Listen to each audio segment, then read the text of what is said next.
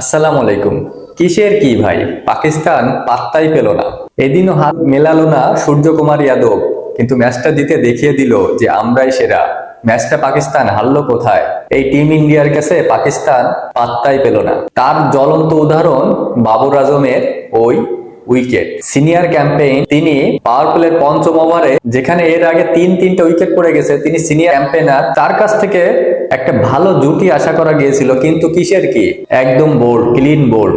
পাকিস্তানও clean bold. টসে জিতে যখন আগা সালমান ফিল্ডিং করার সিদ্ধান্ত নিল, তখন মনে হচ্ছিল যেন কিছু কি একটা ঘটবে।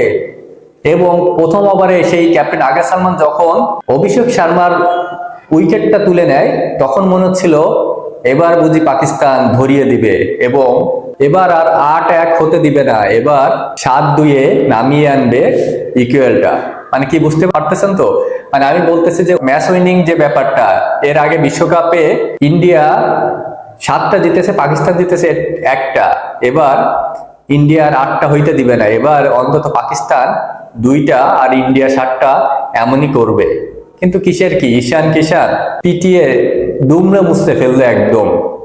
তাদের দলের সব থেকে মেইন বোলার শাহিন শাহ আফ্রিদি, তাকে পিটিয়ে সানুবানু করে ফেললো। এছাড়াও আবরার আহমেদ, সাদাব খান, সবাইকে একদম পিটিয়ে তছনছ করে ফেললো। এবং শেষ পর্যন্ত ঈশান কিষান করেছে 40 বলে 77 রানের বিধ্বংসী ইনিংস। কলম্বের এই পিচে 40 বলে 77, বুঝতে পারতেছেন?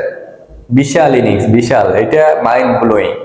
ম্যাচটা ওই সময় টার্ন ওভার করে একদম ইন্ডিয়ার পকেটে পুড়ে গেছে, যখন এরকম একটা ইনিংস খেলে ওপেনার ব্যাটসম্যান। এবং তার পরবর্তীতে যারা নামলো তারাও দুর্দান্ত পার্টনারশিপ করেছে ভালো ভালো। এবং শেষের দিকে শুভমান দুবে এবং রিঙ্কু সিং এর ওই ঝড়ো ব্যাটিং এ ইন্ডিয়া শেষ পর্যন্ত করতে পারে 175 রান।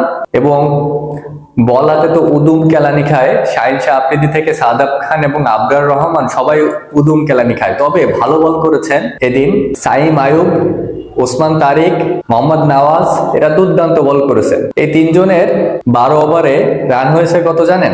মাত্র 77 রান হয়েছে এই তিনজনের 12 ওভারে। এবং উইকেট নিয়েছে এরা চারটা গুরুত্বপূর্ণ উইকেট নিয়েছে এই স্পিনার বোলার।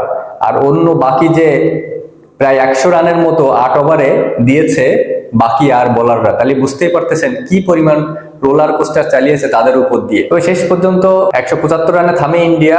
জবাব দিতে নেমে পাকিস্তান একদম হুমড়ি খেয়ে পড়ে, একদম হুমড়ি খেয়ে পড়ে।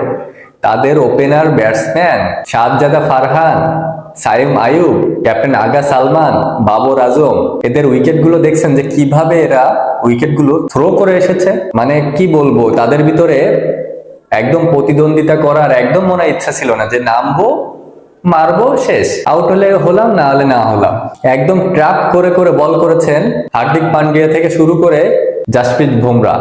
এবং বাবর আজমের উইকেটটা কি বলবো, বাবর আজমে যে ওভারে উইকেট বিলিয়ে দিয়েছেন, সে ওভারে দুইটা 4 মেরেছেন ওসমান খান। তারপরও বাবর আজম ওইখানে 6 মারার একটা চিন্তা ভাবনা করতে গিয়ে একদম ক্লিন বোল্ড। অক্ষর প্যাটেলের বলটা তিনি বুঝতেই পারলেন না। যাই হোক, আসলে পাওয়ার প্লেতেই পাকিস্তান শেষ হয়ে গিয়েছে এবং এই ম্যাচে পাকিস্তান মোটেও পাত্তা পেল না। এবং পাকিস্তান এই ম্যাচটাও হেরে 8-1 ব্যবধানে তৈরি হলো বিশাল ফারাক।